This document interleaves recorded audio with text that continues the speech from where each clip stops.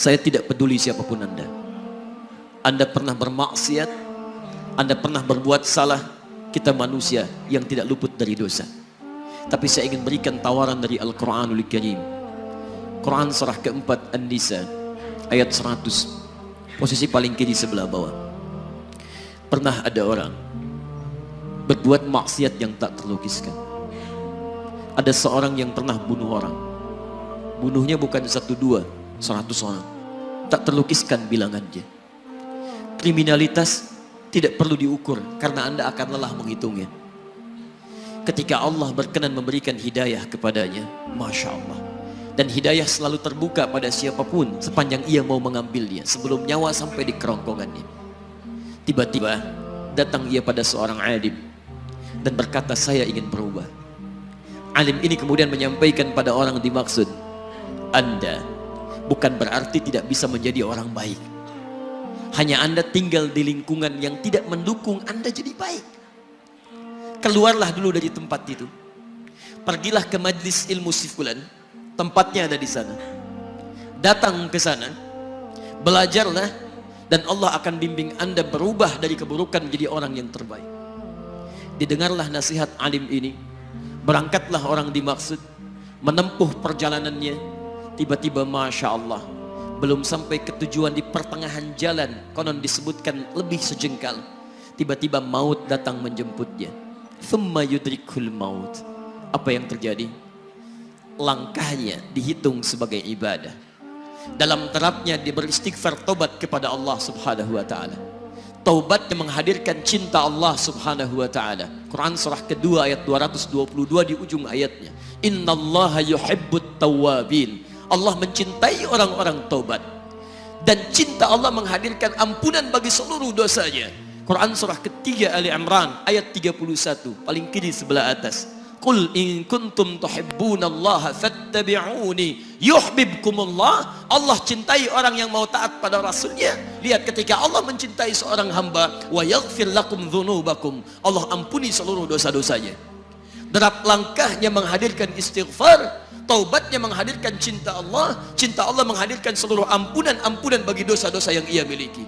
Maka apa yang terjadi? Di tengah perjalanan maut menjemputnya, thumma yudrikhul maut faqad waqa'a ajruhu 'ala Allah. Dan pahala diberikan kepada orang tadi. Di jalan, maaf, maut datang, taubat diterima, dosa diampuni, dan amalan didapati dengan derap langkahnya. Maka apa yang terjadi? Thumma yudrikhul maut faqad waqa'a ajruhu 'ala Allah. Pahalanya dituliskan oleh Allah, dakhalal jannah, kata Nabi, masuk surga orang ini. Anda bisa bayangkan, pernah bunuh orang 100 orang, mabuk tak terlukiskan, kriminalitas tak perlu dihitung. Ketika dia mau bertobat, datang ke majlis ilmu, Masya Allah, meninggal di tengah jalan, kata Nabi, dakhalal jannah. Bertobat diampuni dosanya, derap langkahnya ada pahalanya, dakhalal jannah. Turun ayat untuk melukiskan tawaran yang sama kepada kita. Wa may yuhajir fi sabilillahi yajid fil ardi muraghaman katsira was'a. Siapapun yang mau berubah kembali pada ketentuan jalan Allah, kalau dia masih punya batas-batas kehidupan, kami akan berikan kelapangan di sisa hidupnya dan kelimpahan-limpahan kenikmatan selama dia hidup. Wa may yakhruj min baitihi muhajiran ila Allahi wa rasulih. Namun bila ada di antara mereka baru ingin berhijrah, ingin berubah jadi lebih baik dalam pandangan Allah dan Rasulnya, tiba-tiba thumma yudrikul maut, baru keluar dari tempat dia tinggal, belum sampai ke tempat dia belajar, datang maut menjemputnya. Faqad waqa'a ajruhu 'ala Allah. Kami terima semua amalnya, kami ampuni dosa-dosanya, dan kami tuliskan namanya di dalam surga.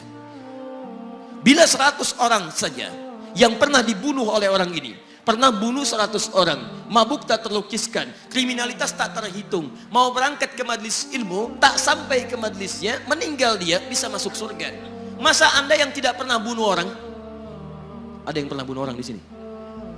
Boleh angkat tangan? Ada polisi di sini, langsung saya sampaikan insya Allah. Anda gak pernah bunuh orang, Anda tidak pernah mabuk, Anda tidak pernah berbuat kriminalitas seperti orang dulu. Salah, wajar, tapi pintu tobat terbuka untuk kita semua. Masya Allah, bedanya dengan orang tadi belum sampai ke majelis ilmu. Anda sudah hadir di dalamnya, langsung di rumah Allah, diberikan tempat yang terbaik dan kita akan belajar. Kalau dengan semua ini belum mempermudah Anda ke surga, dengan cara apa lagi Allah mesti mengantarkan Anda ke surga? Kalau dengan duduknya Anda di sini belum mau juga bertobat, dengan cara apa lagi Allah harus membimbing Anda bertobat? Kalau dengan seperti ini belum juga Anda taat kepada Rasul, dengan cara apa lagi Allah mesti meyakinkan Anda untuk taat kepada Rasulullah SAW? Karena itu teman-teman sekalian, mari kita pelajari ilmunya, dan dengan ilmu itu akan membimbing kita insya Allah kembali kepada Allah sampai mengajak keluarga kita ke surga insya Allah.